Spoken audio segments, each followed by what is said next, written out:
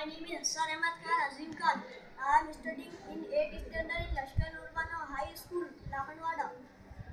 Under the Maharashtra government Mahavachar movement, I want to speak some words about Dr. Babasaheb Ambedkar. Dr. Babasaheb Ambedkar was born 14 April 1891 in town and military cantonment of Mao, now Dr. Ambedkar Nagar in Madhya Pradesh. He got his degree from Elphinstone College, Mumbai.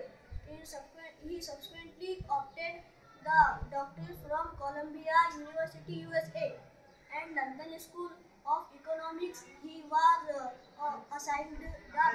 also assigned the big and challenging task of framing Constitution of India. In the capacity of chairman of the drafting committee, he was awarded the Bharat Ratna posthumously for his dedication, for commitment, for welfare of our country. Dr. Babasaheb Ambedkar has laid emphasis in values of liberty, equality, and fraternity. According to him, their principle will make India a strong nation. Thank you.